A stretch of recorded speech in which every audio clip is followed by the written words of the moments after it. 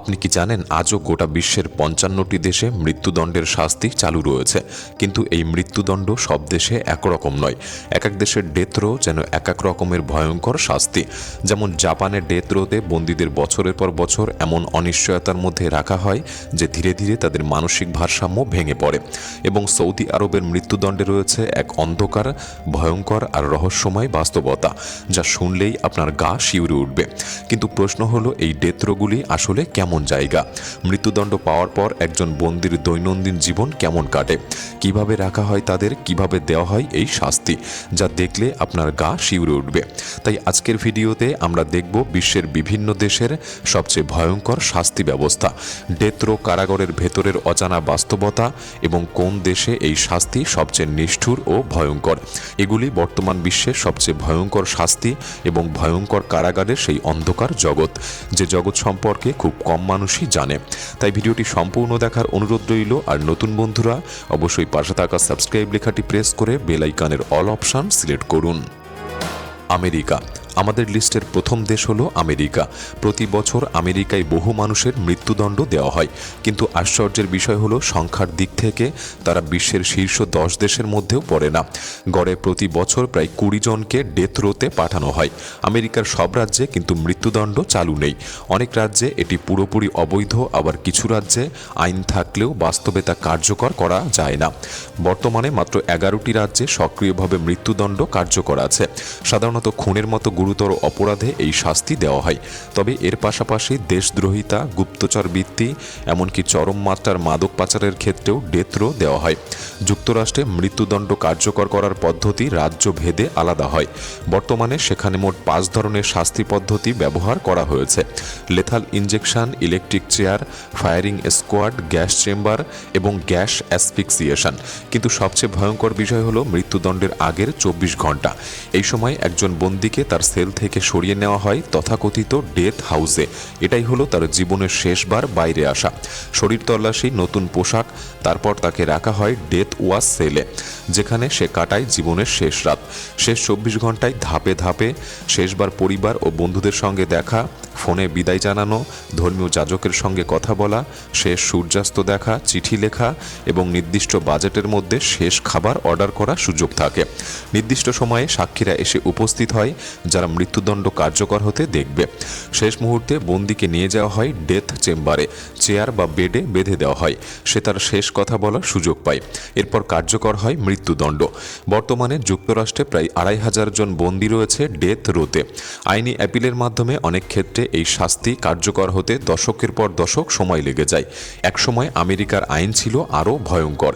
একবার তারা মাত্র 14 বছর বয়সী জর্জ স্টিনি নামের এক কিশোরকে মৃত্যুদণ্ড দিয়েছিল। তবে 2005 সালের পর থেকে যুক্তরাষ্ট্রে 18 বছরের নিচে কাউকে আর মৃত্যুদণ্ড দেওয়া যায় না। সৌদি আরব আমেরিকার ডেথ রো যতই কঠোর শোনাক না কেন, সৌদি আরবের সামনে তা কিছুই না। সৌদি আরবে গড়ে প্রতি বছরে 185 জনেরও বেশি মানুষকে মৃত্যুদণ্ড দেওয়া হয়। এখানে মৃত্যুদণ্ড দেওয়া হয় শুধু খুনের জন্য নয়, চুরি, দেশদ্রোহিতা, গুপ্তচর বৃত্তি, মাদক পাচার, এসব তো রয়েছেই। এর পাশাপাশি আরও ভয়ঙ্কর ব্যাপার হলো ইসলাম ত্যাগ করা, স্বামী বা স্ত্রীর মধ্যে প্রতারণা, সমলিঙ্গ সম্পর্ক, এমনকি জাদুবিদ্যার অভিযোগেও এখানে মৃত্যুদণ্ড দেওয়া হয়। সৌদি আরবে মূলত 3টি পদ্ধতিতে মৃত্যুদণ্ড কার্যকর করা হয়: ফায়ারিং স্কোয়াড, পাথর ছুঁড়ে হত্যা, যেখানে মানুষকে বালিতে পুঁতে মাথা পর্যন্ত ঢেকে পাথর ছোড়া হয়, এবং সবচেয়ে বেশি ব্যবহৃত পদ্ধতি হলো শিরোচ্ছেদ, একটি বড় বাঁকানো তলোয়ার দিয়ে। অনেক ক্ষেত্রে মৃত্যুদণ্ডের পর লাশ প্রকাশ্যে প্রদর্শন করা হয়, যাতে অন্যরা ভয় পেয়ে যায়। আমেরিকার মতো এখানে বছরের পর বছর অপেক্ষা করতে হয় না। সাধারণত একই বছরের মধ্যে মৃত্যুদণ্ড কার্যকর করা হয়। এই সময় বন্দীদের রাখা হয় অত্যন্ত কুখ্যাত আল হায়ের কারাগারে। এখানে দীর্ঘ সময় একজন বন্দীকে একাকী সেলে বন্দী করে রাখা হয়।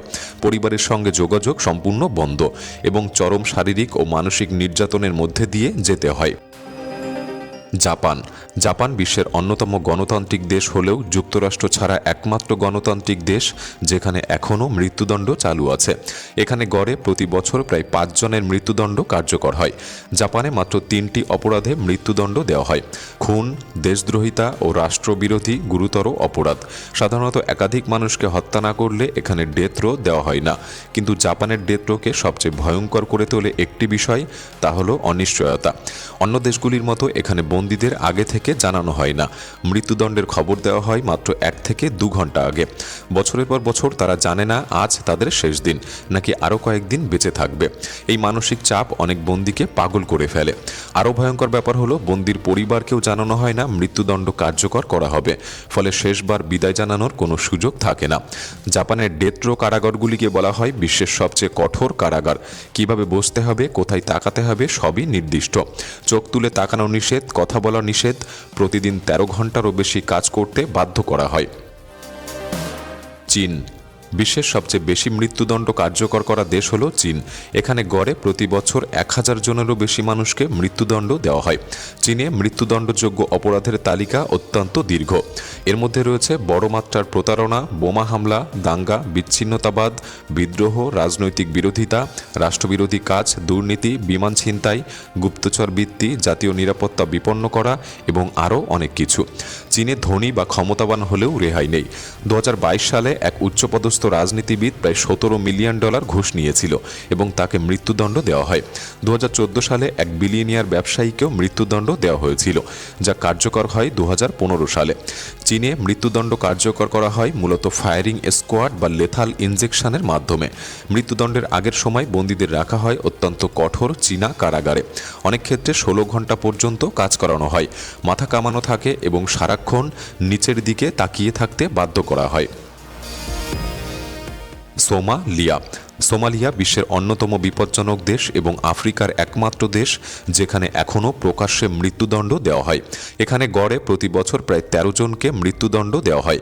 খুন, দেশদ্রোহিতা, গুপ্তচর বৃত্তি, সেনাবাহিনী ত্যাগের পাশাপাশি ইসলাম ত্যাগ, ধর্ম অবমাননা, বৈবাহিক ও সমলিঙ্গ সম্পর্কের জন্য মৃত্যুদণ্ড দেওয়া হয়। শাস্তির পদ্ধতি হল ফাঁসি, ফায়ারিং স্কোয়াড ও পাথর ছুঁড়ে হত্যা। মৃত্যুদণ্ডের আগে পর্যন্ত বন্দীদের রাখা হয় ভয়ঙ্করভাবে ভিড় আর নোংরা কারাগারে, বিশেষ করে কুখ্যাত মান্দেরা জেলে, যাকে সোমালিয়ার সবচেয়ে খারাপ জেল বলা হয়। বেলারুশ ইউরোপের একমাত্র দেশ যেখানে এখনও মৃত্যুদণ্ড চালু আছে, আর তা হল বেলারুশে।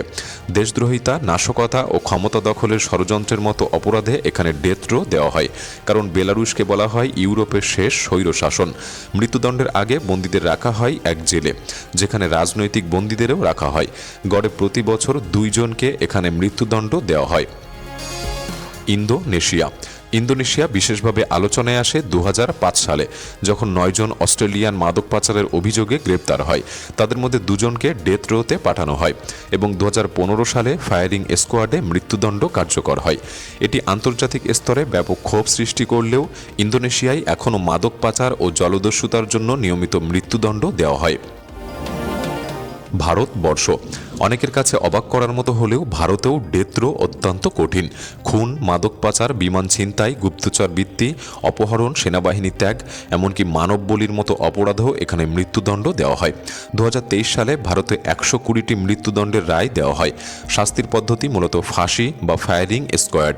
ডেথ রোতে বন্দীদের রাখা হয় অতিরিক্ত ভিড়, অন্ধকার ও নোংরা জেলে। ভারতে মামলার জট এত বেশি যে মৃত্যুদণ্ডের তারিখ অনেক সময় মাত্র কয়েকদিন আগেই জানানো হয়। উত্তর কোরিয়ার ডেথ রো মানে প্রায় নিশ্চিত মৃত্যু।